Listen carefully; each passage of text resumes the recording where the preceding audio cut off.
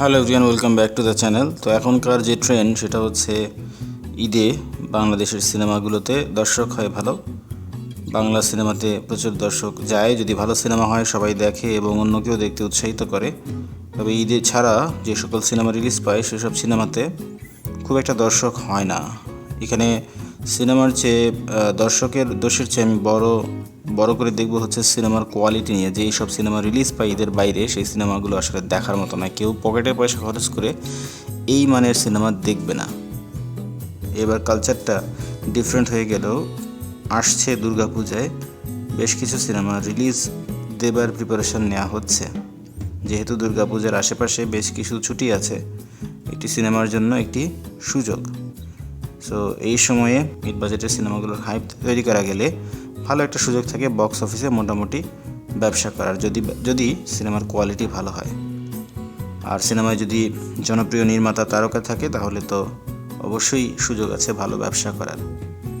অনেকদিন ধরেই রায়হান রাফি পরিচালিত, আরিফিন শুভ এবং ঐশী অভিনীত নূর সিনেমাটি মুক্তি পাবে এরকম শোনা যাচ্ছে, বাট আমরা এখন পর্যন্ত সিনেমাটি দেখতে পাইনি। বাট এই দুর্গাপূজাতে এটা একটা সুযোগ ওই সিনেমার জন্য রিলিজ দিতে।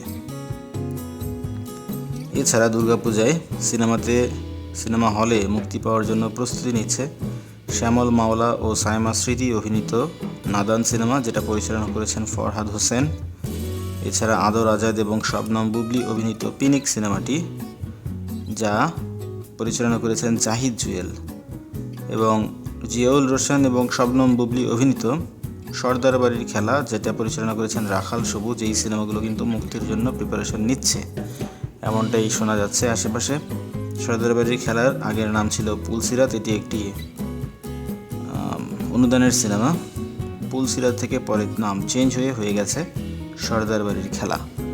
এই সিনেমাগুলো ঈদে মুক্তির একটা আওয়াজ কিন্তু তুলেছিল, পরবর্তীতে তারা সেই সিদ্ধান্ত থেকে সরে আসে এবং এখন শোনা যাচ্ছে পূজাতে তারা মুক্তির জন্য প্রিপারেশন নিচ্ছে। অবশ্যই একটা ভালো সুযোগ এই সিনেমা মেকারদের জন্য পূজার ছুটিতে রিলিজ দিয়ে কিছু আয় করার। তবে সেজন্য সিনেমার কোয়ালিটি ভালো হতে হবে। সিনেমার কোয়ালিটি যদি ভালো না হয়, গল্প মেকিং যদি ভালো না হয়, সেই ক্ষেত্রে দর্শক পাওয়ার সম্ভাবনা খুবই কম। আমরা দেখি হলিউডের অনেক সিনেমা আসে, যে সিনেমাগুলো হাইপড সিনেমা, মাল্টিকাস্টিং সিনেমা, বড় বড় স্টারদের সিনেমা। ভালো সিনেমা হলে সেই সিনেমাগুলো কিন্তু ঈদের বাইরেও অনেক ভালো ব্যবসা করে।